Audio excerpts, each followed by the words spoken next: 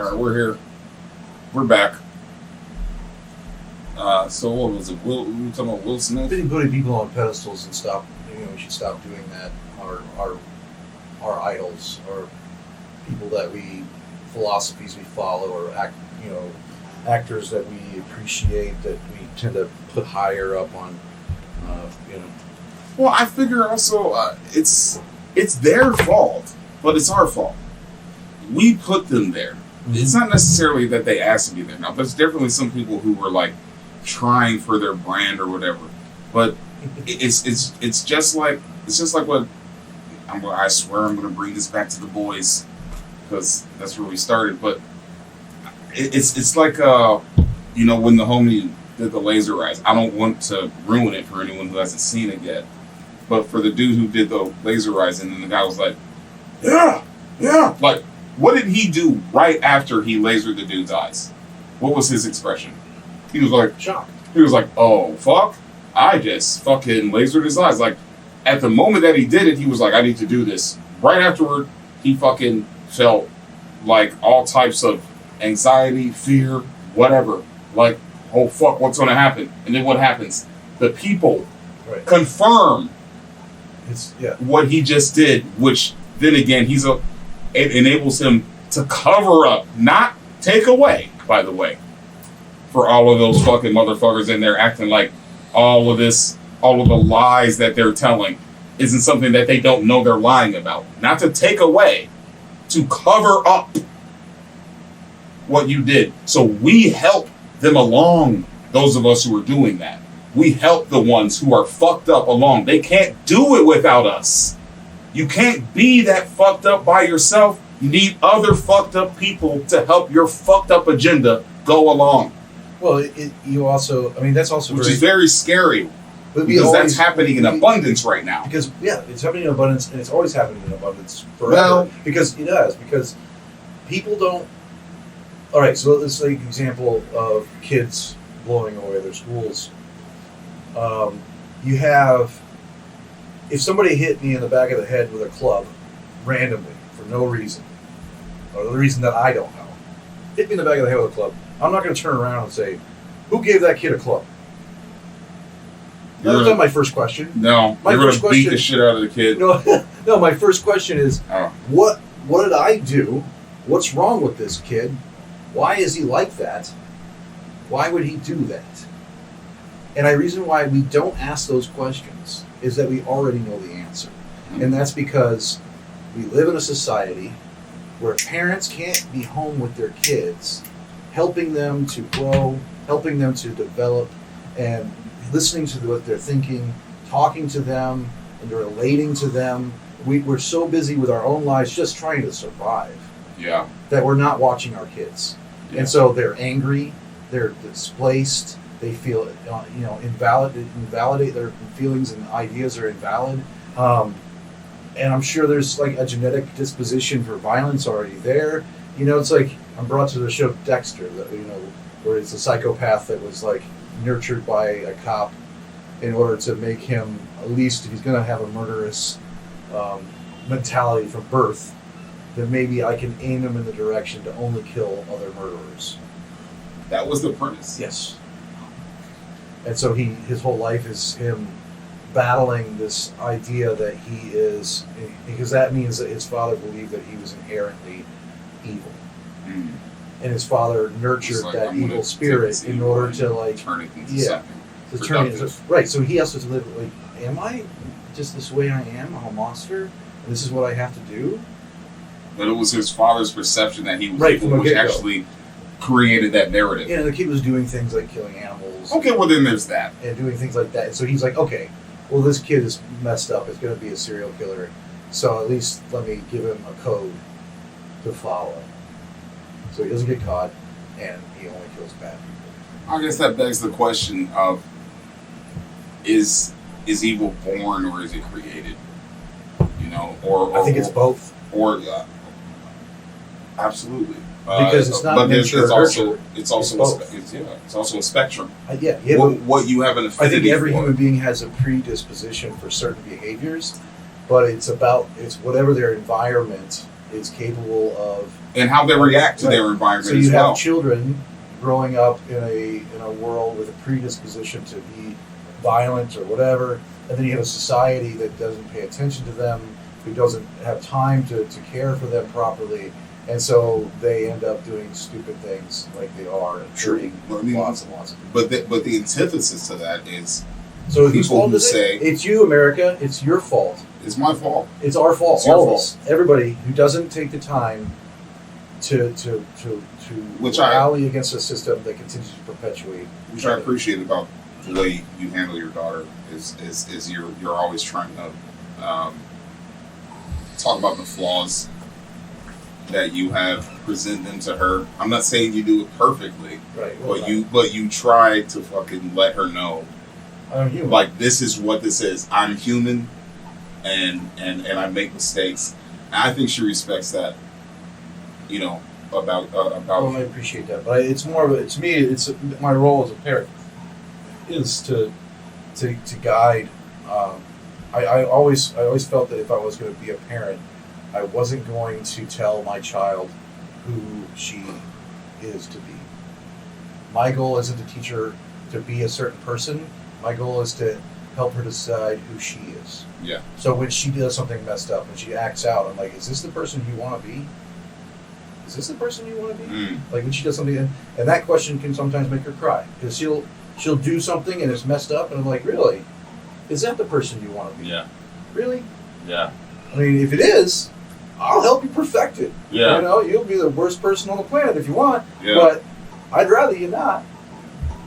And then she always chooses, no, that's not the kind of person I want to be. I'm like, well, there you go. Let's not do that anymore. Yeah, that's reflected in her behavior. Right. It's like when the kid called her a bitch. She's 9. like, and she just stared at her like, what? Probably thinking, is this what you want to be? Asked her what she did. She just said, I just stared at him. I didn't know what to do. Why are you acting this way? And so, yeah, the kid ended up looking at himself now. He's like, oh, shit. Why did I do that? Is it really that odd? Yeah. Yeah, it is odd. It's a bad thing to do. Call somebody a bitch. You know, that was the interesting thing about that last scene in The Boys. Right. Well, not the last scene, but the one with Soldier Boy. You can't talk about this without giving away. Well, then, spoiler alert. Yeah. Spoiler alert. I keep looking at the thing. This is the actual camera. It's not this. Yeah. Spoiler alert. I'm just not very... Most people are like, yeah. I'm egotistical. And they look at their hair. Like, how's my face? If I can't really do the whole selfie trick where you just, I'm skinny. You know, I can't. It doesn't work. No. I look at this. I look how skinny I am. Look, see how much it works. See how skinny I am. Hey, that's nuts.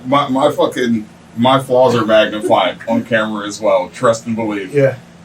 You know, like the bags are always seen. Oh, they're always seen. We work a lot. It's hard. I had back since I was 14. This is my dad. You know, problems happen. Blame that on genetics and alcohol and lack of sleep. Yeah. It's called life. Yeah. Fuck, what was I saying? Last scene. Oh, yeah. Where Soldier Boy, like, he knows he's fucked up. Right. You know? And then he's looking at this other dude who's fucked up. He's got to make a decision. He's like, you didn't tell me about my grandchild? And he's looking at him like, but if I let him go, like, he's literally the product of how fucked up I am in the organization that I came into. If I let him go, what chaos? Like, he's going to be worse than me. And I already know I'm bad. So I can't let him do this. Right. And he also said, he used his father's line. You're a disappointment. Because it was the only thing that he knew. Not only the only thing he knew, and it was what raised him. He also knew that it was going to hurt. The worst thing he could possibly say. I don't know. Maybe, but I really think at that point he could have been looking in a mirror. Like, look on his face almost to tears. Like, you're a disappointment. Like, he remembered what his father was saying. Right. I think it hurt him to say that. Yeah, absolutely.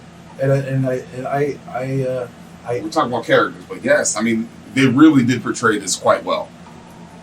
Yeah, and you see a sociopathic side of him. For the first time, yeah. For the first time. Actually, yeah. a nurturing, caring person, which I thought was impossible. It's like I say the complex dichotomy of a person. Bringing back hard characters, like The Walking Dead does it with Negan. It's a tough thing. Negan, yeah, it's a tough thing for a writer to do, to make somebody who's so hated become accepted again. Yeah, because it's like he did all these hard things, but it's like, hey, baby, it's an apocalypse. And it's like, look, for them, it's like, hey, I'm a superhero in a fucked up world. Like, what do you want from me? You know, for him, he's like, but I don't allow rapists. I don't allow this. Like, Negan had great character aspects. But there were great aspects to his character. They could have gone a completely different way, because I was expecting him from Soldier Boy to say, loving, like, how could you bring a child to this event? Like, I raised you. I wish I could have raised you. And I was hoping that he would have said, I was waiting for him to say, you know, I wish I had raised you, because if I had, you would have brought a child here. Yeah. Well, you know something? But he's not like that. No, but he's in the middle of extreme narcissism and a revelation of self-understanding of what his genes created. But I've always thought about, like, what if you thought about that shit before? You know, like, you can't.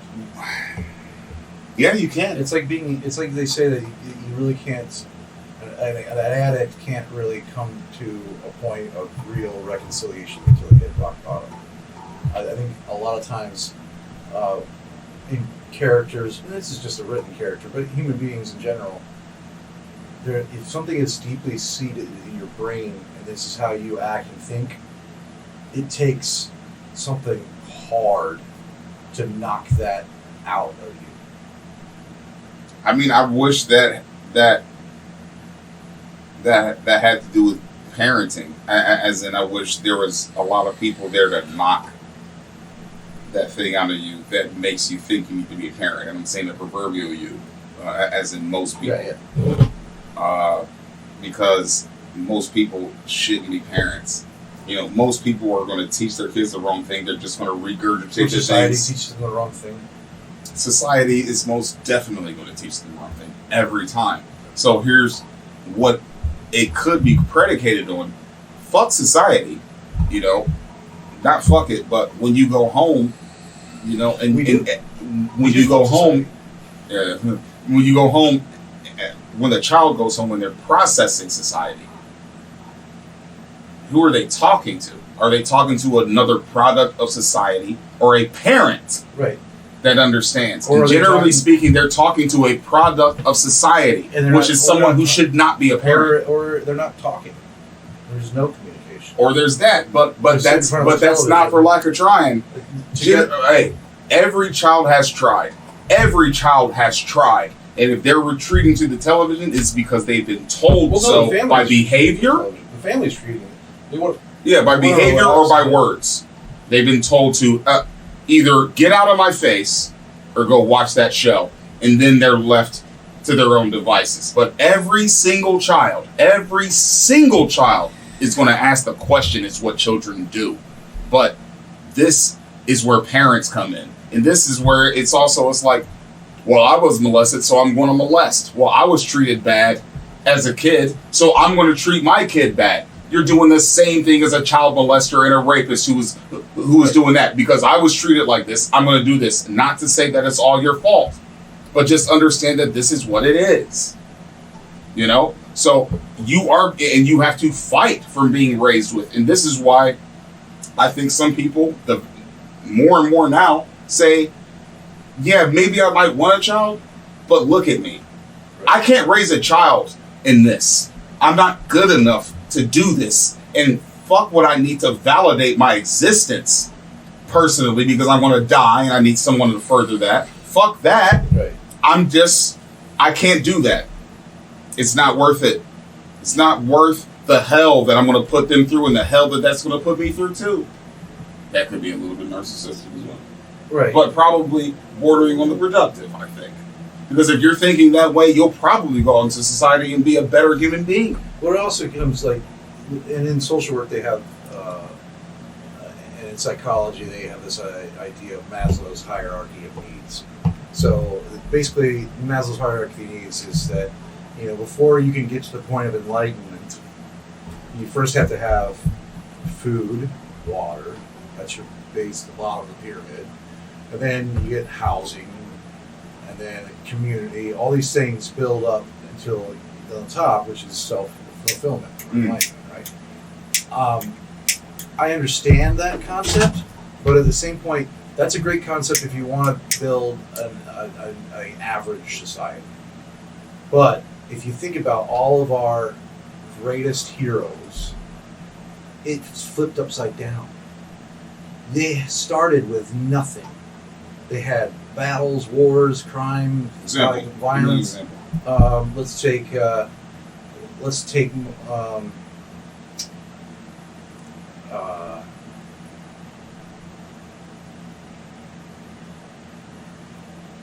Mumia.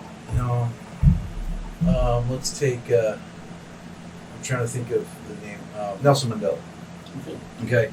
So you're born in a society where a person is considered less than human, they're treated poorly, the world around them tells them they're shit, you have to fight for everything. You basically start with what's inside. You have nothing, but you have to, Jesus is another example. You start with what's within, and then some sense of enlightenment to yourself because you have nothing else. And then from the bottom, you have to start building up your pyramid to finally get your basic needs back. So that's how you build a prophet. You give them nothing at the start, and they have to build to something, fantastic. Which makes me wonder, if we didn't have anything to struggle for, would we have any heroes at all? Absolutely not. And that's the thing that really sucks. Society. It would be mediocre, but I mean, would that be worse? But, I mean, we would never be happy, but we would be semi-content, I think. At least that's what we would tell ourselves, including me, because, with that, racism has definitely not done what it did. Fucking, no one's starving, no one's on the street. Right. There's a moderate level of success for generally everyone in the society. Well, they dabbled in that idea in the Matrix. Yeah, when they were building the Matrix, they had to. It was perfect. His first model was a perfect thing where no one but that didn't incorporate greed. Right, humans rejected it. This isn't real. This isn't real. They rejected it every time. It incorporated greed, ambition. Right, they had to throw in strife and struggle. Yeah, because if we didn't, we would reject it. Because even with that modern society, you still have the human qualities of validation, the human qualities of loneliness, which in my society, we eliminate those things. So fuck your Matrix. In my society, there's no need to validate because the validation is in our existence, in our society. Which, by the way, we could stand to help each other understand that itself contributes to genuine validation. Is how your society is doing. Right. Our individual foolishness and piety and narcissism has destroyed any societal agenda towards anything good. You look at universal health care, you look at universal health care with an agenda. Right. Universal health care with a bunch of things attached to it. Right. But with everyone's agenda. You also see an example in forgiving student loans or equal pay. You see people who I'm a union carpenter. I've busted my ass. I was an apprentice for a while. Then I worked up to this, and I got to this, and then now I'm making this much money. And then you have servers at Starbucks demanding a living wage. We want to be paid $15-20 an hour, and then some union workers like, how dare you? As I did, I had to work hard and struggle. You should be applauding them. Yeah, union worker. Yeah, this person should be. The union workers should be just as ecstatic. You're an ally. Every laborer, every working class Joe on this planet is an ally. And everyone who wins brings it closer to the rest of us winning. Right. Except for the fact that we have so many people striving. I mean, people that are losing. Like I work striving against the people that just started to win. Right. And it's like if you busted your ass to pay off your student loans, good for you. But don't tell somebody who might have theirs forgiven that they don't. Well, you can't have it. I had to work. You deserve that too. Yeah, everyone doesn't need to struggle because you struggle. Because you struggled. That's just bullshit. That's how we make no progress. No. I mean, if we thought that mentality, we'd be like, well, my grandfather was a slave. Why aren't you? Yeah. I had to work and be a slave, so why? Everybody else should be a slave. You should be what? Yeah. He would. It's just a thank you. It's an old mentality that really. But it's all about self. That one's is super self-hatred. That's super. I didn't get what I wanted in my life, so everyone else has to pay. Yeah. You know, instead of, and here's the only antidote to that. You made a shortcut. Yeah. You got superpower. You didn't work for that shit. Yep. You know? Instead of just being happy for the fact that dude was trying to do something better. Right. That's what he should have been. Right. You know? But that created that, you know, and then hell, now he's trying to deal with that. And at the very end, after fucking everything up, he tried to make a better decision. He didn't really do that great with it. Right. He also hurt the boy. Right. And then, you know, but he was trying to make the right decision. But that's how hard it is. That's how hard it is. When you grow up fucked, you have to weed through everything that's ever been in your fucking mind. Everything. And then try to make the right decision on that. Yeah. You know? And I'll say this. If anyone who's trying to do that, anyone who's even trying, you are a good person. If you are trying. If you are at least aware of the flaws inside of you, then you are trying to make them better, that already, in my eyes, makes you good. Because we are fighting against so much history, including our own self-doubt and our own need to be validated for the things we think we are and the things we think are genuine. To even try to be better makes you good. Right. Well, yeah. No, it makes you good. And to me, that is what I measure good. Is someone who wants to be. You know? But the road to heaven is paved with good intentions. That's a different thing. I didn't say good intentions, and you can still always fuck up. And hell, your world could burn. It's the road to hell is paved with good intentions. That's it. That's it. I know what you meant. But did they know what I meant? Huh? But did they know what I meant? No one's even watching. So it's fine. But like, yeah, that's how I measure a good dude. But there's nuances to that, you know. Well, I remember when we were... Don't keep doing the same bullshit. The first day we were working together, and I had this... And we were in the Home Depot, and I'm like, we're getting supplies. I know where I'm going. You didn't know where I was going. But I knew where everything was, and so I had to be in the front, because I was like, you're following me, but you in a cart, and you're following behind me with a cart, and I'm just like, this feels so wrong. I know, but I tried. Come on, let's go. I told you, I was like, that's fine. Get over that. Get over that. And then at some point, there was a point where I was just like, hey, I'm grabbing the shit from you. Yeah. You know, Right. I just started doing that. Right, which is fine. I was fine with that. It's just with the you know, like things like that hit me hard sometimes, and I noticed it, and I feel that I don't want. I would rather at least be aware of impressions I'm making, and let the other person know that I'm aware of it, and that I'm thinking of it, and I'm trying, versus just being like everyone else, oblivious to my privileges, and just mean, well, I can't do anything about it. I give up. Right. Well, no, that's definitely a good thing about you is you never give up. Like you have your little times where you're a little bit stubborn, but you're yeah, I have to. You know, and I have my fucking. You only need to be stubborn when you need to be, but when you don't. See what I'm saying? Understanding what you need doesn't mean you always need to do it. Like, I understand I have a boisterous fucking aspect. I understand even my neuroticism itself can be productive, unless it's not. Like, there have been times where you've been like, no, yeah, you needed to tell me that. But there's been times I forget that conversation we had. We were in a car, and I had said something. I forget I was correcting you about something, and I didn't know subconsciously that my approach was divisive. It was my approach to a conversation was not.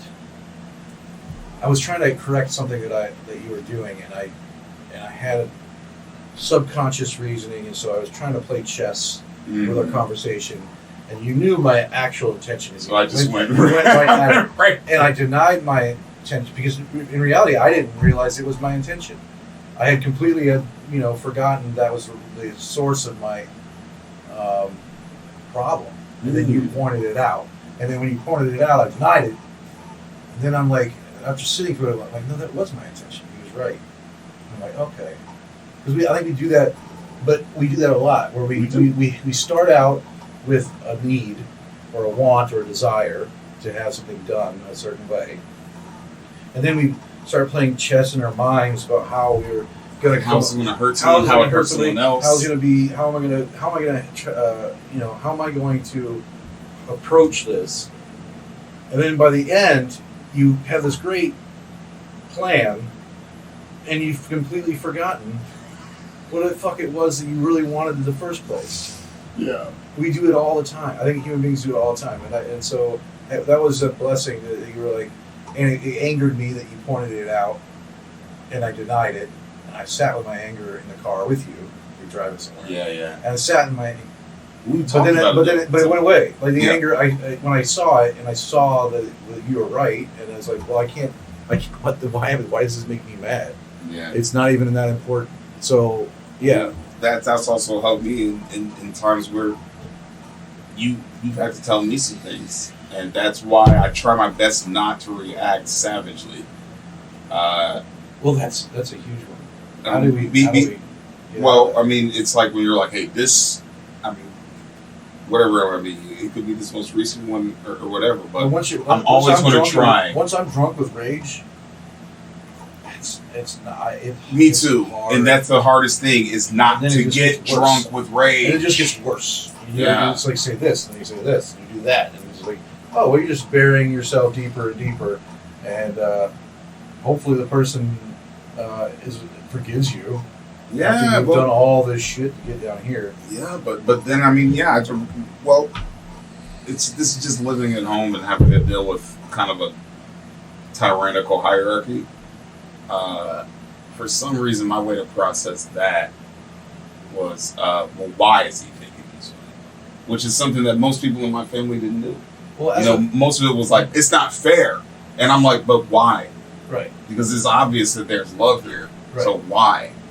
Right. And that's what I find as a manager in lots of places, that the hierarchy.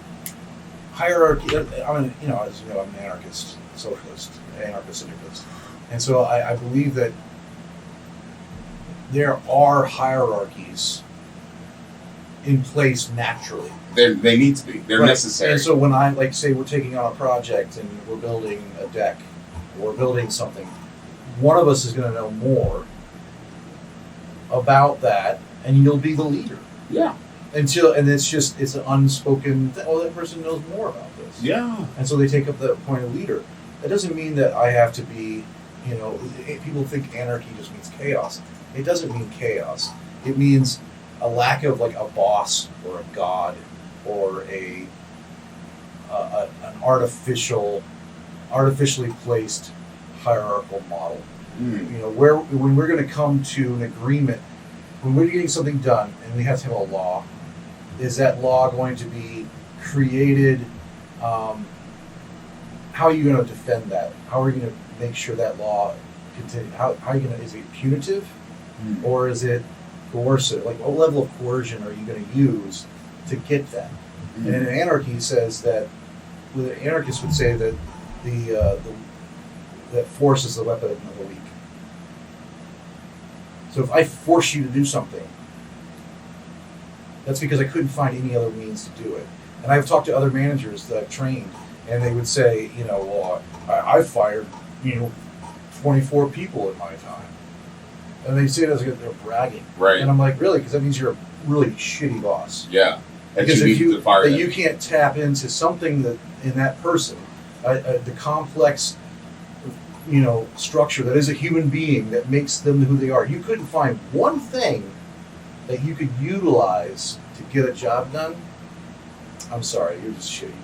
Yeah. You had to fire them? Oh, then you're just not a good boss. Yeah. Yeah, you failed. You should probably check your personhood too. I can't. That's I where only it fired starts. 2 people, and one was because they were racist, and I can't cure that. They said something racist about a customer, and I had to fire. Well, actually, not fired twice. But that was more of an agreeable. Yeah, Not necessarily agreeable, and the other but one like was because the guy he became a friend. He got a little too close in the friend area at a restaurant I was managing, and he started taking advantage of that. And I was doing no call, no shows, and he did like a dozen of them. And I can't just allow somebody to continue to do that because it's unfair.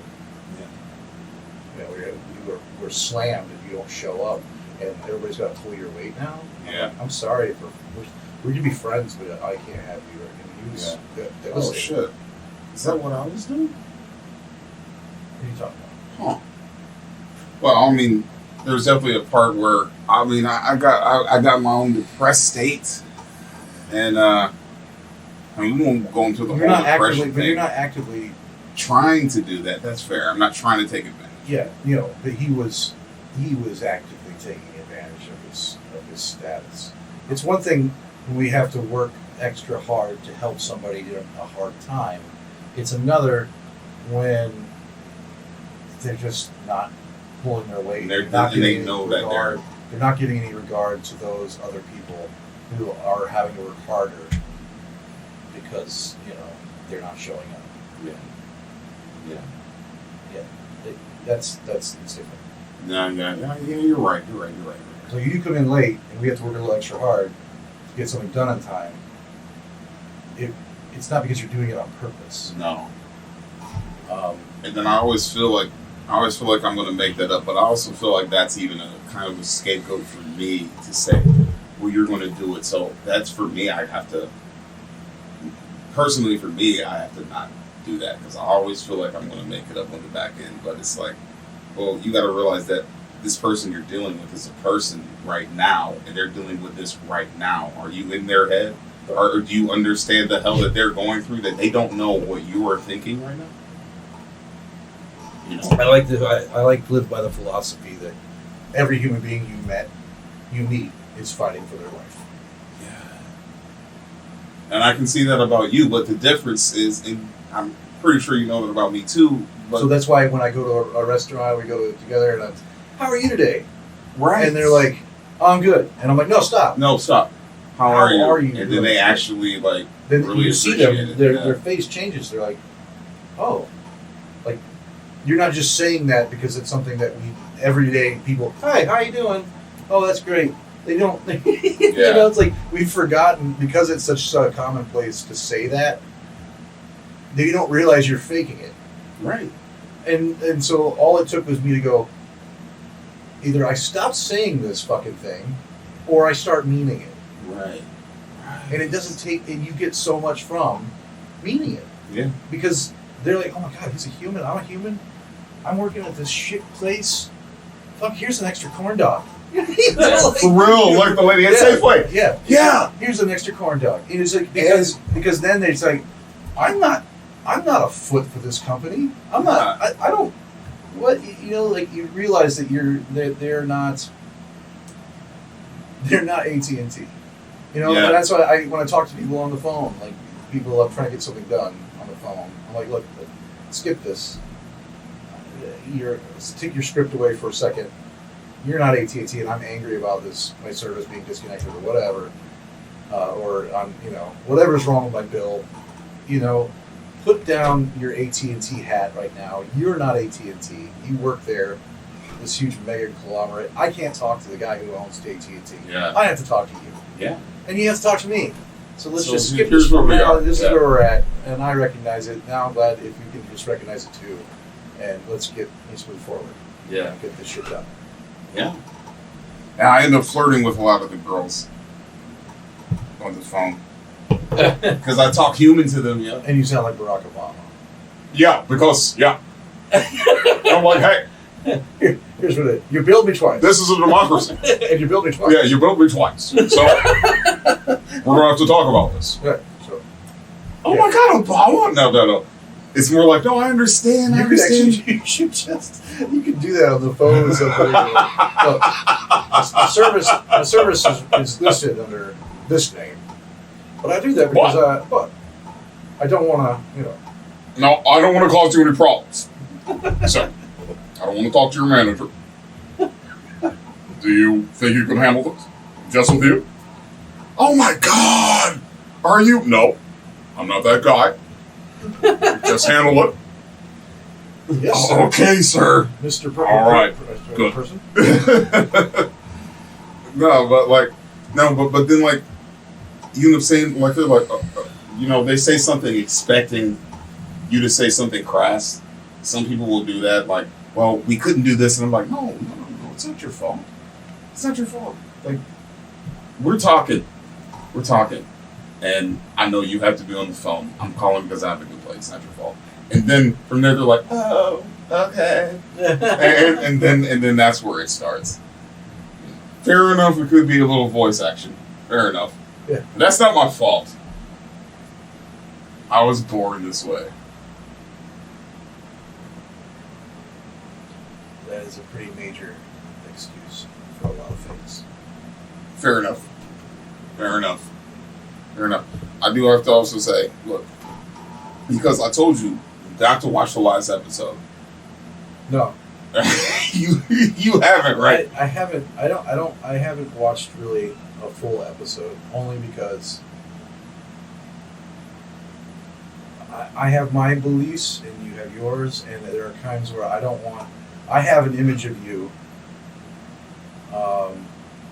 and you're working through your things, and I'm working through my things, and I want my image of you to stay as untainted by bias or political ideology or philosophy as possible. It's fair.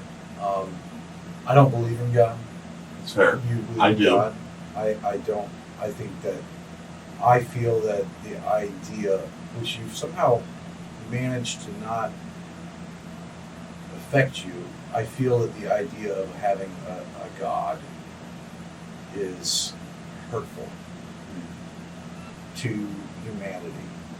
Because just as much as it is a hindrance to put people on pedestals, to believe that there's this one pedestal that's even higher than everybody else, and when you're trying to obtain that impossibility, it's just setting you up for failure. Well, I also think that's the perception of what God is, and that's not something that anyone should try to obtain. It's something that exists, something that's there. I don't think it's something that's super intrusive. I just think it's something that's there. I think it's something that we've been taught that has intruded on our lives. But that has been the human perception of any godly type thing. Not to say that even if God exists, which I believe he does, that, especially Old Testament, he didn't do some fucked up shit. Right. Because homeboy did. But I also think that was a lot of people interjecting some things and putting their perception in it. Not to say he didn't do any of it, but I will say the concept of God is not to make you be this or anything. It's just to understand that there are things outside of you. The perception of society has warped that, which creates this whole disillusion about there even being something super, which when you look at the sun, you have to realize super exists. When you look at the moon, you have to realize super exists. When you see all types of different things. But humanity... But I don't see it. The thing is, I don't believe that I'm any less important than the sun. Nor do I believe you're any less important. That could very well be. We're not separated from the sun. We are, from the moon. because we're stars. We're all... We're not. Stars are stars. Humans are humans. And the sun is the sun. But that's fine. Molecules make up everything. But hear me out. The sun doesn't have cognition. Okay? Neither does the moon. It exists for its purpose. Cognition is the understanding that you are there. Where does it come from? Don't know. No, we do. Oh, do you? You know? Because you were there. The cognition? You were there when cognition was created, so you know where it comes from. Yeah, I was there because I was born onto this planet. No, but you weren't there when... But you were literally generations old, so how could you know where cognition was created? But I'm saying, scientifically, cognition is the makeup no, but of the brain. I'm not talking about science. I'm talking about you and what you know. And this is where I'm at, huh? I do know a large part about how my brain works. No.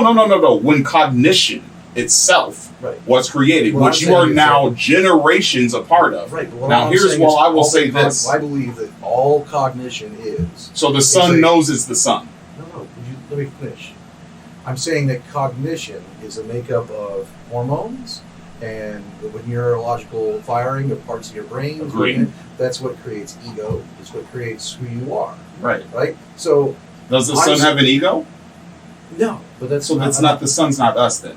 The sun isn't cognitive. Well, exactly. So there's differences. Right, because... Cognition itself is a miracle within the society or within the makeup of the universe, as in... If you even believe in science, this is the first time cognition itself has ever existed, at least in our realm. And we think. That's why I said at least in our realm. Right. That's why I said at least in our realm. Octopuses are a part of this planet. So they're also cognitive. All right. So cognition. Trees, I didn't say people. I said cognition. All right. So don't listen to me from your perception. Listen to the words that are coming out of my mouth. I didn't say people or animals. I said cognition. Right. Okay. Itself is the miracle that has been created by the cosmos pushing into each other, creating whatever it did, and then this planet happening. Now, if that created a God to oversee this, an entity to oversee this, an entity to cognition to oversee this, that's fine. But to act like it doesn't exist doesn't make you smarter or any more scientific. It just makes you foolish. Just like for any Christian to act like there is nothing else out there. I didn't even say cognition was unique to this planet. It's just unique to this time in our realm. All right? Cognition is not something that exists amongst the stars. They just are. They don't say I am a star. They're just stars. And then they're not. Until we find otherwise. That's fine. Maybe the sun does have cognition. Sure. I don't speak sun.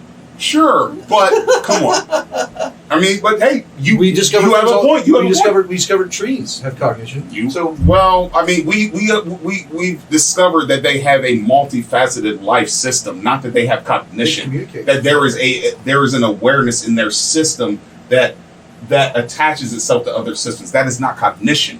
All right, that is an operational system that works. Okay, that is a system. What is your definition of cognition? Of understanding how those systems work. The tree does not understand how it works, at least to our knowledge. It does not understand how it works or anything else. No. Things are created in response to life and death to preserve life. That is not cognition. That is the way the universe has always existed in preserving of life or destroying it. I think as but science understanding the destruction and creation, understanding that I'm doing this and filament is coming from my body, understanding that there were ovaries and all those things that make this other thing that can be created. Other than that, you've just had stars colliding into stars, suns being suns, and then becoming black holes. You've had all of these things happening, and then they all smash together, and then out of that, cognition was born. Would you be open to the idea that if science discovered that plants do have cognition. Sure, absolutely. Anything that I learn, I'm open to. Anything that I learn. Because I think we are a cusp in our understanding of knowledge, Yeah. of knowing that there are different kinds of knowledge and wisdom. And so I think And that possibly different types of cognition as well. and different kinds of cognition, and I think that plants and animals have Not animals, not plants. Animals definitely. Plants, a different type of cognition that borders along animals, just the genetic. I'm just saying that I was watching something the other day, and it was talking about octopuses and how octopuses have. It was on YouTube, and it was talking about how they're now discovering so many things about octopus that they might also be just as intelligent as we are. Maybe more, I think. But that we need to start looking at animals less in the idea of comparing them to us, and just saying, like, instead of saying that octopuses aren't intelligent, say, well, octopuses have a different level of intelligence, or a different they're intelligent, and they've developed this type of intelligence that's different, and it's for its survival in the sea. Because look, I mean, the things that they're able to do Yeah. in captivity is They play just they unbelievably do remarkable. all sorts of things that show severe high levels. High levels of intelligence. Them dolphins, Yeah. Whales. orcas in particular, but some whales too. Like, And I don't think that, and that's actually being kind of unfair, because it's not that you're picking out these animals and saying this animal, this animal, this animal, because they have shown that they mimic our understanding. no, that they mimic an understanding, not even ours. I'm simply talking about an understanding, but it's not just animals. Literally, the plants in my grow tent grow better when I'm talking to them. Yeah, they You know? do. So there is literally a part of that exchange of energy. That doesn't necessarily mean cognition. It could just mean an exchange of energy. But there is definitely something happening. Right. When I'm talking to the plants, or when I'm just paying attention to them. And I didn't come by this by myself. It was someone else who was way more crazy than me. He was like, bro, I used to grow 5-6 footers, and I saw the fucking results. He was definitely right. But he used to like talk to the plants and shit. I was never like that. Like, I'm watering them like, yeah, you're doing good, baby. You're doing good. You're doing good. And then I'll go, Well, hey. Verbal communication is how we express compassion. It is. Love. Not always, respect, gratitude. Yeah. And so those things, I think, it's a form of energy. It's how we quantify it, I think. Not necessarily how we express it. And I think the expression itself is an energy. You already know what you love and what you hate when you walk into the room before you say a word. Then you want to verify it. Right, yeah. I'm not saying it's the only. Then you verify it by your speech. But, like, I've definitely stood next to someone and was like, if I said something to this girl right now, something would happen. But then I just got the milk and left. But, like, there was definitely a chemistry there to where she was standing there not grabbing the cheese, like waiting for one of us to say something. And I'm like, well, I'm just going to grab the milk and go. I would have had to say something. Yeah, well, I don't want children, so not me. Oh, no, on that level. On that level. Wow. Yeah. Yeah. And that took me back missed to... out. Well, those are my choices, and that comes with cognition. It doesn't mean you always make the right choice, but I make the choice I think is best for me at the She time. didn't stop and talk to you either. That's true. So maybe it's her loss. Hey, I'm hearing that on the mic, so stop pounding. Oh, sorry. Just hit the ground, I mean, you can do the tap. I know you get nervous energy sometimes, so Yeah. I'm not trying to stop you from that, but it's when you're hitting the desk, it's coming back into the mic. But I mean, bro, we're at like an hour and a half now. Yeah, split between two different ones. Don't pay attention to that. I stopped it and then so we're at like an hour and a half, almost 2 hours. And we could probably go on For another hour and a half to 2 hours. Do you want to make this a Saturday thing? Just like you build it up, and then we fucking just blast it out on Saturdays. Sure. Because this is not going to be the only podcast that I do. Oh, I'm leaning out of the picture. Word. I'm back. This is not going to be the only one that I do. When I watch you. Huh? You do that a lot when you're watching the show. I notice that you back out accidentally. Yeah, I do, because we only got the one camera, but I mean, as long as we've had people sitting on the bed. Like, literally, I had 6 people in here, and then there's 3 people off camera. Wow. You know, like, it's been crazy. But I would like to have, a way to, because you'd give more space if we were in the shop. Mm, That would be kind of. that's good. That's good to talk about. Have a second location. Hell, we could even fucking talk about that. We've already talked about that too. Possibly fucking setting up in the shop. We can talk about new projects we're working on and things like that. And actually, that was Jason and I. He worked. I like him. He worked on that. By the way, I like him too. He was working on his chest until like 8, 9 o'clock, and then he was. Gus called and said, "Hey, let's go get a beer." And so we went out to the bars. Yeah. After that, and yeah, it was kind of fun. I haven't been out in a bar Since with me. Yeah, so it's becoming more regular, me getting out. And That's also good, and you need to. Yeah, I have to get away. You need to. Shit going on in my life. Yeah. Yeah. Okay, so I think we should make this a regular thing. Hope you guys like this one. And oh yeah, there's plenty. I'm gonna be getting a lot of fucking not feedback on social, right? But just from the family. Like that heathen. You're a heathen. No, he doesn't believe I'm the heathen in the family, so it's fine. Oh, I'm even worse then. So I'm even lower down. I'm gonna step down. He doesn't even believe in God. Holy crap! Like that guy's the devil. Oh God, no. Yeah, and there's no way I'll ever jump onto the God plane train. So yeah, I'll try. No, I'm not thinking to try. I'm just saying that like. I will never try. Yeah, it's just. I mean, I have an understanding of. I don't think there's a higher power so much as I think there's a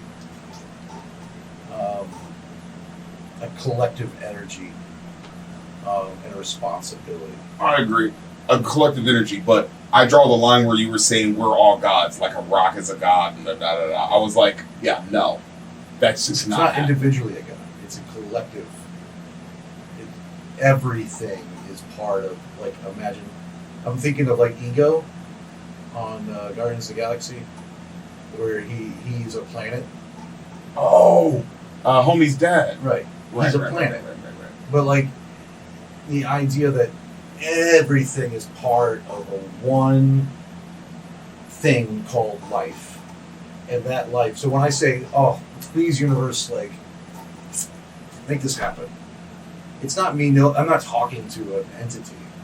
I'm talking to a collective of society and cognitive interactions and things just moving and flowing in an intricate web of design, of its own design that changes and fluid all the time.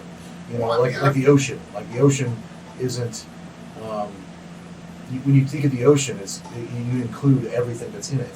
Right. It's part of the ocean, and that like Alan Watts talks about, when an apple tree creates apples, it's appling. It's making an apple. It's doing what it does. The earth does the same thing. It peoples. It creates people. And he said he was talking about how if aliens came by our planet and it was before human beings had evolved, and they said, "Oh, it's just a rock floating there in space. There's nothing special about it," and then they fly away, and then they come back and, "Oh, well, we thought it was a rock. It was no significance, but now it's peopling. It's creating this people, and it's got meaning and cognition and life." And so then all of a sudden it's part. So he was saying, so once in a while when you're just looking around at something and you see a rock, be prepared, because it might just be a rock, but it might be something super significant, and you never really think about it. So giving everything, everything on in this universe, its due. And I think there is definitely plausibility to that, necessity to that even. Be materialistic. Absolutely, there's necessity to that as well. Be materialistic. Have respect for material. I also think that the human agenda, meaning, and more so the outliers of the human agenda, like the people who specifically had their own agendas, to further something. They had an acute need for validation and an acute need to be. I'd like to say understood, but that's actually too genuine. An acute need to be elevated. And that was the level that they needed people to understand them, understanding that they were elevated. Right. But all of that comes from fear. And validation doesn't mean that you have to be lifted on a pedestal. It doesn't, but that doesn't mean that that's not how people operate. But everything should be validated. We should give everything some well, that's purpose. to say that Donald Trump being president was right. I mean, and if you believe that, then most people do, and that means that I'm right and the world's going to be destroyed. But so everything doesn't need to be validated. No, I'm saying that everybody has to have, like, everything, not every person, but everything should be considered valid. Meaning, it should be given the respect it deserves as an object living amongst us, and deserves some level of appreciation and gratitude. But not necessarily legitimized. No. Valid as in it's there. Although it doesn't hurt. It doesn't hurt to look at Trump and people who are on. Well, it's actually literally has hurt. Well, I think that has hurt. If I'm on my side of the fence, it would only benefit me to go and look at what they're looking at. Like I said, don't stand in front of them, but go and look at what they're looking at and why they're looking at that way, and be like, okay, you know what? I can understand why. You have that cognitive dissonance. You have that cognitive ability to separate, which a lot of people don't. As a white man, it's not necessarily a privilege because I have it too. It was easier for me, but I have it too. So that means it was intrinsic in both of our genetic makeups. I think it's intrinsic, but I also think it's easier as a white man. I'll agree to that. To just be like, oh. I'll also agree in today's world it's harder. I can go into the. I'll say it's harder for a white man now. Well, I can go because of all of the hatred that is being pushed towards you and all of those different things in a different way, because not for slavery, but also for slavery. But what in a different way. What does it do? No, it literally makes you have to. Let me finish the question. I believe that when I step on Trump's side and I look at their perspective, and I'm willing and able to understand and at least in some way empathize with their position, I'm actually taking away their power. Because that's their anger and the fact that I've dug my heels in, and they've dug their heels in. Now I'm flexible. Now I'm not digging my heels in. I get it, but if that was literally true, then there would have been no if what you said was true, there would have been no January 6th riot. No one stepped on their side of the fence and said, "Hey, I know why you're mad. I understand that." And so my point is this: is that even though you're doing it, it's not changing the narrative. I didn't say it was going to change the narrative, but I think it would at least open the door for conversation. Like what we're having, which is better. Right. Which is the good thing. Right. So it's actually what we actually need. Which, sure, I would. Yeah. I did already. I had one on. Yeah. And so... and me and him are friends. Yeah. That's where you start to break down. Yeah. We're still friends. As long as there's a solid wall separating one side and the other, you'll never be. Yeah. Unless one side just dies of old age. Yeah. Which I think is what's going to happen. I hope. I think that what we're seeing... I just want the boomers to die. I think what we're seeing is a death rattle. Yeah. To an entire culture. There's 90% of Congress is boomers, and they're generally speaking regarded as the worst generation that this planet has ever seen, as the one that has put it on the worst track to either death by nuclear or death by climate. And from where they started, their intentions and the actions were always selfish and under the illusion of something good. But like literally, this country was not created on the premise that people said it was. It was created on the backs of slaves and tyranny. So the boomers came out of that lie, and they just perpetuated that lie. And so selfishness was seen as something agreeable and good in their generation, but it literally set us on the path to where we are right now. Right, but their desire didn't match their selfishness, and the fact that I would say the abundance was even more than the desire that they had. You know, which was actually more of a poison that we didn't realize was a poison in the shape of flowers. You know, and then here we are in 2020 with all of the things that they set up or destroyed, because redlining still existed under them, was created under them, by the way. It still exists now. Exactly. Well, I'm sorry, was created under them. It still exists now. You know, all of the things that they literally lied to themselves about, right, because that helped them fucking keep that false sense of validation and security, right, lied to their children about and lied to us about. So everyone, white, black, and everything was lied to by the boomer generation and the black people who were too weak to stand up to it, who just perpetuated that foolishness. So here we are. Here we are. Could have been more evolved mentally. Could have been more evolved. And the sad part is there are a lot of people following America's suit. Either I'm not going to be what they're doing. It used to be before, we're going to mimic that. Like if you went to Japan, they were wearing everything we had. They were doing everything we did. Now everyone's literally doing the opposite of everything we are. They're like, America's doing that. Okay, we're not doing that. Countries have literally changed their policies on abortion and human rights because of how fucked up America is right now. So yeah, fair enough. We are still changing things. But now people are just trying to be the opposite of what we are because they see us as a dying country. I think they realize that we're dying. But the reason why we're the wealthiest country in the world and it's slowly becoming less is not because of some American exceptionalism. What it is, we were the only superpower left standing.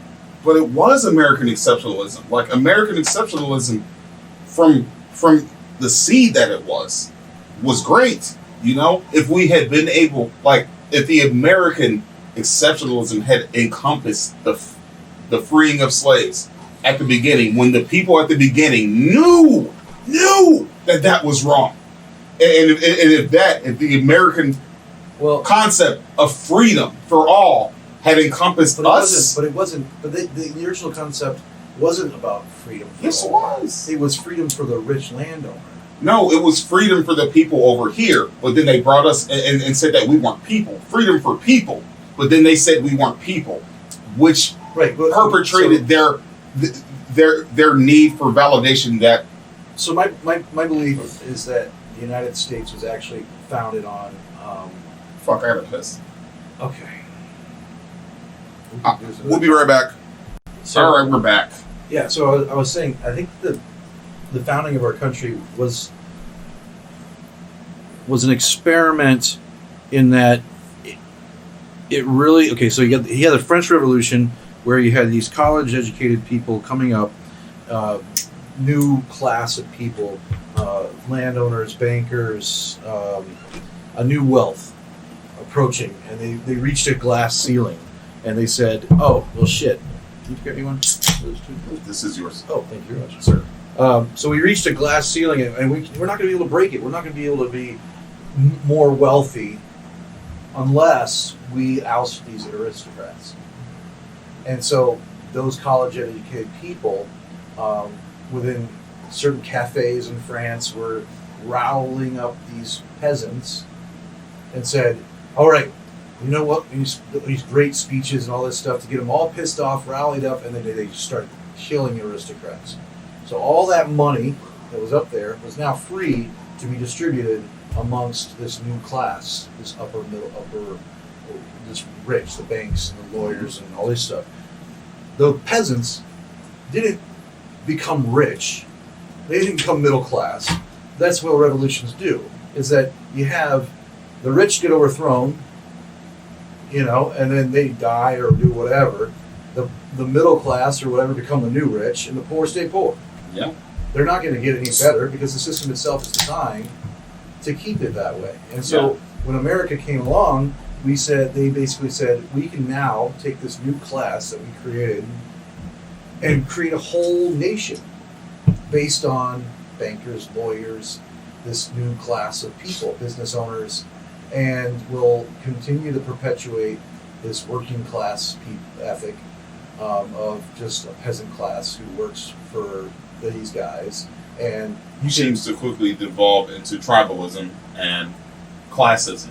Right, and it does, and that's what the thing is that, like, in this country we don't have as a like in Europe you have much more like when you're a working class, you're a working class, and you're going to understand that, and there's a bit of appreciation for being working class, whereas here it's no, I'm a temporarily disenfranchised millionaire. I'm just not there yet. Right. So I don't want to go after the rich because those are my people.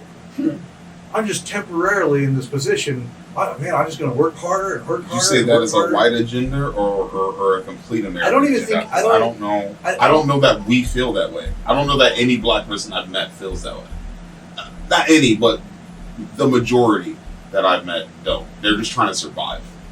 Right. Well, no. I really. Well, yeah. Well, I think that's been pushed in our community, but also an agenda from the others as well.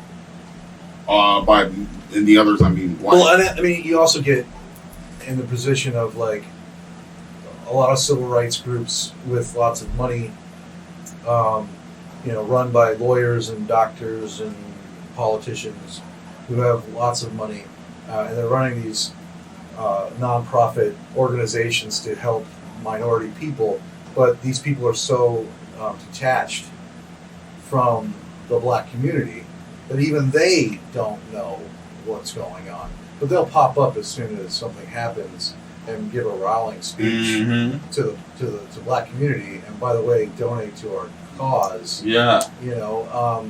I mean, I didn't see, and that's not just in the black community. It's also money is the issue on all of this stuff. You see the NAACP saying, "Oh, we're about the Second Amendment," but if a black man gets shot in a car, following the rules of this, defended by the Second Amendment, protected by the Second Amendment, where are they? Oh, it's a black man. Oh, yeah. The guy had Facebook, the video of the guy getting shot by the police, and he had a gun on him, and that was scary enough for the cop to kill him. Yeah. He had every right to have that gun. Sometimes he had a Mars bar. He did everything. He did everything right. He had his hands where they needed to be. He did exactly what he was supposed to do, and they shot him.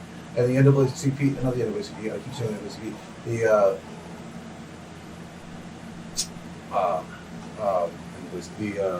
NRA. The NRA could have defended them, and they didn't. The NRA would have had a great case. This guy, but no, they didn't show up for that at all. So their motivation is definitely not guns, protection of guns. They want the argument. They want the fight because every time there's a threat for guns to be taken away, their sales go through the fucking roof. Yeah. Yeah. So so as long as we're fighting over whether or not to have guns in people's pockets or not, those gun lobbyists are making a killing. As long as we're not, they only, all right. They have the power of money and a persuasion and a propaganda. That's all you need in this country. And yeah, that's all you need, because they don't have reality on their side, obviously. And as long as we're okay, like there needs to be an understanding of what we have done to ourselves by lying to ourselves all of these years.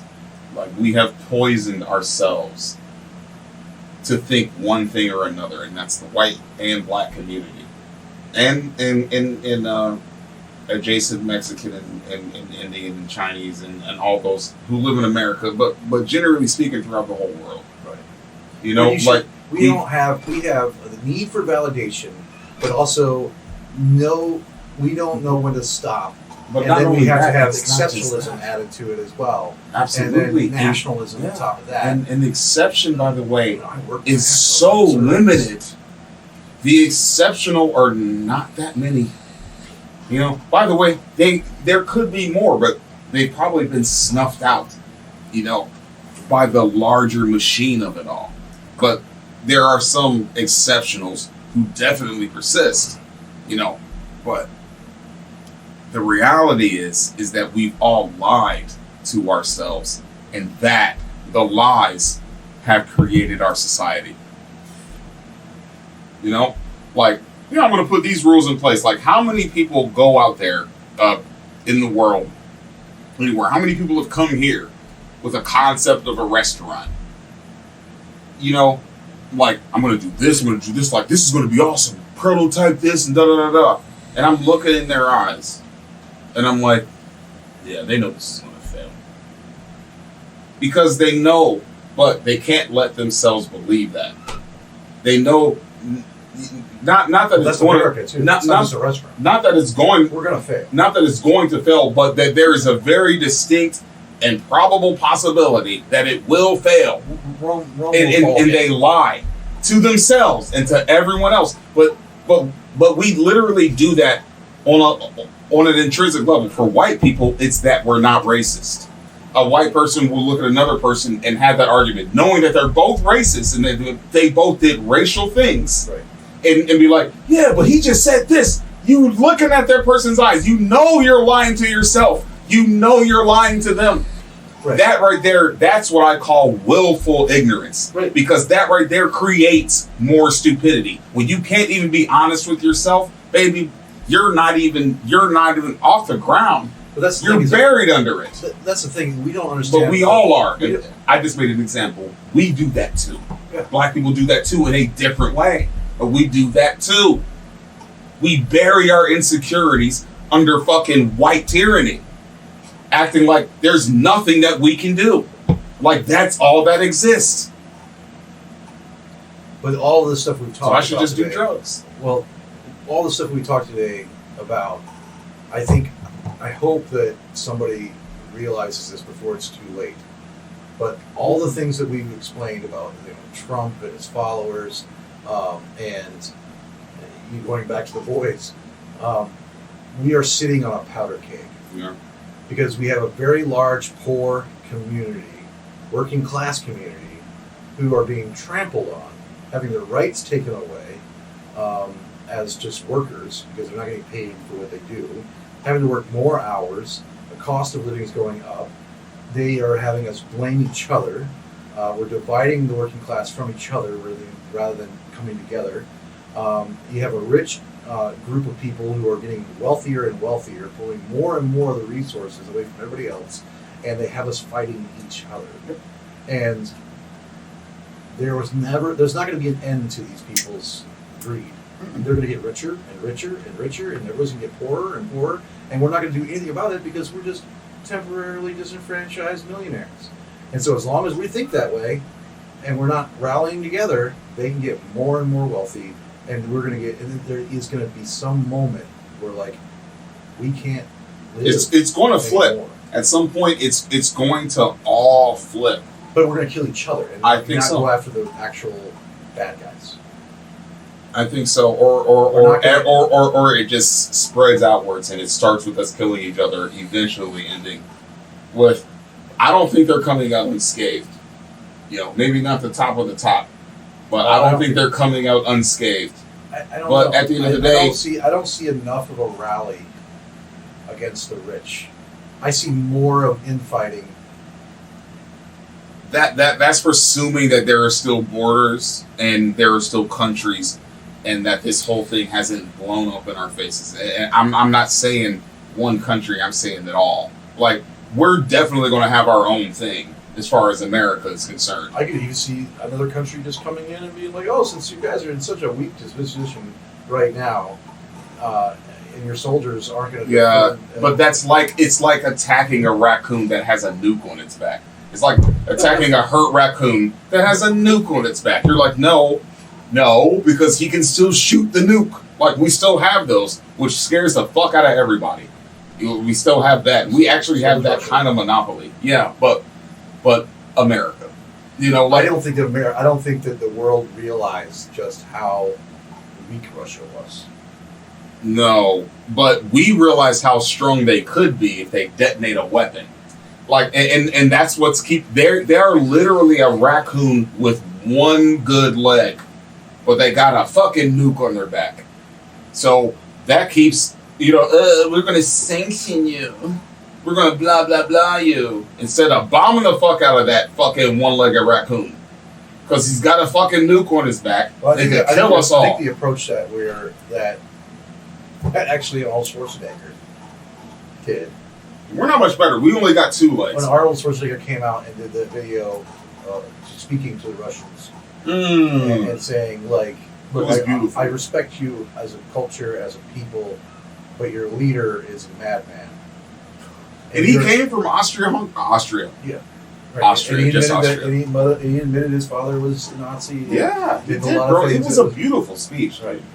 Yeah, he did. I for all the things that I don't like about the guy. I like everything about him, except for that he's a Republican. Right. But he's also not a Republican of the order that we see today. No. It's like we were reading that audiobook, or hearing that audiobook with John Boehner's. He's more of a centrist. And the fact, I think he very strongly believes in a very strict Reagan-style conservatism. With nuances, definitely. And, from where he came from, I think that's where it all, being raised. I would say the nuances come from his family. Right. From where he came from, definitely the Reaganomics. Right. So I don't. Again, he also believes in just pull yourself up from your bootstrap. It'll all be, just work harder, which is a great American slogan. Work harder, and you too can. Yeah, I mean, but coming from him, I respect that. Coming from him, I respect it less coming from someone here. I don't care if they're black, white, anything. I respect it more from someone coming from a different country. Having to, you know what I mean? Because their experience is something that I don't understand, and I've experienced enough of other countries to realize that yes, some people have it a lot worse. Well, that's also I think what makes you capable of. See, there's so many things that I've been to every state in the union now officially, because I'm in Hawaii, and I can say that. The one thing that unifies our country is the division. We have 1,000 millions of little bubbles. Yeah. Everybody grows up in their little bubble, and they think this is America. I live in this country. My bubble is America. And then they watch TV or they get on the internet, and you're like, that doesn't match. I don't like that. That isn't anything like my bubble. That can't be right. No, that bubble's wrong. You need to be like ours. And they're like, no, I'm in America. I was in this bubble. Yeah. So all these little bubbles are fighting each other. And what makes us great is also what's going to be our downfall if we don't, wise up. Yeah. And it's sad, but I don't think it's going to. Me neither. I think we're taking technology, again, using technology that has fantastic possibilities for bettering the world, and we use it to watch porn. Porn is good. Well, I know, but we use it to do things. We use it to do things that are just selfish instead of for the greater good of anything. It's always to further an agenda for ourselves. Yeah, for ourselves. And that's the consumeristic. Well, it's fear. Yeah, but it's also fear-based. Like we want more stuff. Yeah, but consumerism itself is fear-based. How much of this can I get before I die? You know? Right. Like, I don't want to wait too long before I can drive a car and I can't even walk out of it. I want it now. Right. It's selfish Also, and it's fear. That consumerism coupled with the idea of instant gratification.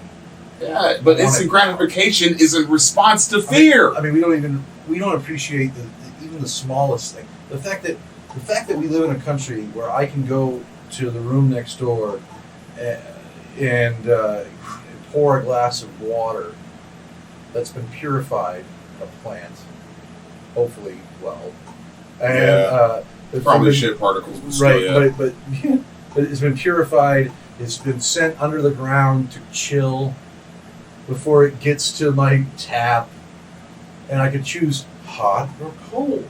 Ooh, right. That's fancy. Like there's all Most these things that they were out of a cave. Yeah, like I don't have to go to the well and carry a bucket up a hill. You know? Heat that shit over the fucking fire that you have to fucking painstakingly make. Right, exactly. Filter it and all this stuff. It's a miracle, and it's something that we should be grateful for. But it's like, you know, it's not appreciated in the slightest. Racism. Wasted up on us. Slavery. Right. As you're pouring your hot water. Yeah.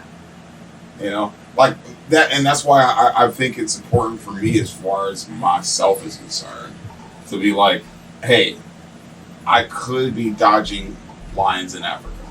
That could be a thing. Not to say that that's all they do. They have roads too. But generally speaking, elephants disrupt those roads. Right. We don't have elephants disrupting the roads in America. Oh, we would have killed them. Well, we did, yeah, we killed them. That's what happened. We had buffalo. Well, no, we had some elephants that we put in the zoo that we got from Africa that got out and disrupted the roads, and we killed them. Oh, that's what happened. Hey, come here. Be a fucking spectacle. Hey, you got out? Boom! Die, bitch. We did that. Actually, it happened on this island in Waikiki several years ago. Really? Yeah. Yeah. No, I was referring to the mainland Americans buffalo. There was so much of it that if we had roads, there were so many buffalo that if we had roads at that time, they would be constantly blocking traffic because there were so many, and we just slaughtered them. That's what we they do. Flew to Alaska, Canada.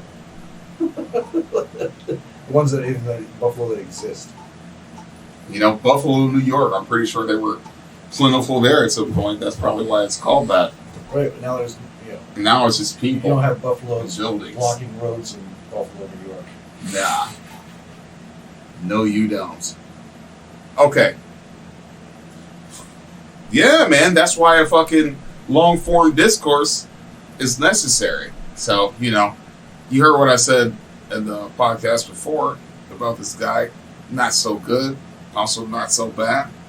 Now we're actually talking to him. You can just actually see what this guy has to say. Some pretty good shit. Bad things about me? Of course. That's why I didn't want you to watch the last episode. Oh, okay.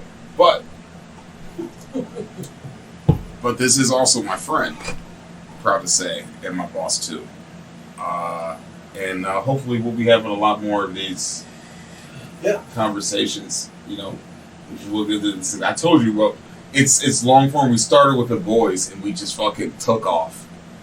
Yeah. From there, you know, it was fun. Yeah. I had a lot of fun. So much appreciated. Appreciate you, man. Appreciate you, Yes, sir. We'll see y'all next time.